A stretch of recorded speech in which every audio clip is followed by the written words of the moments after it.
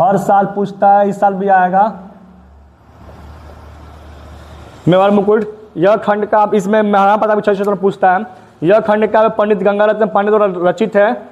इसके रचयिता जो है पंडित गंगारत्न पांडे जी हैं, जिसमें इस खंड काव्य के नायक महाराणा प्रताप के त्याग, साहस और बलिदान को प्रदर्शित करता है। यह महाराणा प्रताप के त्याग, साहस और बलिदान को क्या करता है? प्रदर्शित करता है। उनकी चारित्रिक विशेषताएं निम्नवत हैं। पहला उनका चारित्रिक विशेषताएं हेडिंग डालेंगे हम, वीरता और शौर्य।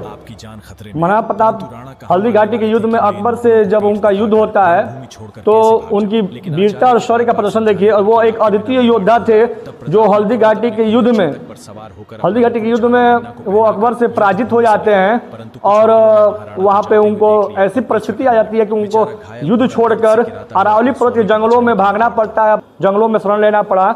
दूसरा हेडिंग है स्वाभिमानी।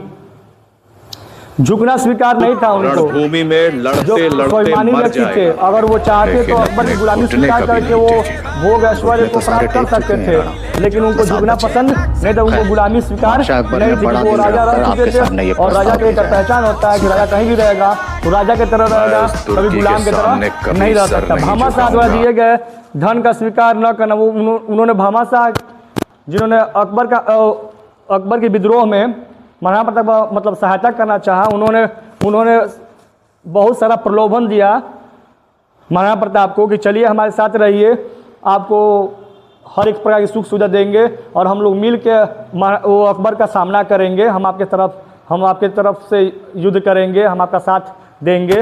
लेकिन उन्होंने उनके धन को अस्वीकार कर दिया। फिर तीसरा हेडिंग है कर्तव्य निष्ठा।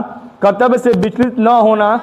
वो कभी अपने कर्तव्य से विचलित नहीं होते हैं, वो हमेशा अपने कर्तव्य के प्रति प्रेम करते हैं। वो एक कर्तव्यनिष्ठ व्यक्ति हैं। धर्म के प्रति उनका समर्पण है। वो चाहते तो मेवाड़ को वैसे ही छोड़कर मुगलों के हाथ में छोड़ के अपने मातृभूमि को मतलब जा सकते थे, लेकिन उन्होंने मेवाड़ को पुनः जीतने का भरसक प्रयास किया। धर्म के प्रति उनका समर्पण रहा। वो धर्म के प्रति अपना समर्पण करते हैं। उनको जीतने का मेवाड़ को फिर से गुलामी की चंगुल से मतलब अकबर के चंगुल से उसको छुड़ाने का प्रयास करते हैं। त्याग उनका देखिए, राजसी सुख सुविधाओं का उन्होंने त्याग कर दिया। वो चाहते तो भामाशाह से मिलकर, वो चाहते तो भामाशाह के साथ रहकर वो राजसी जीवन जी सकते थे, लेकिन उन्होंने उस जीवन को क्या कर दिया? पूरी तरह से उन्होंने उसको त्याग कर दिया।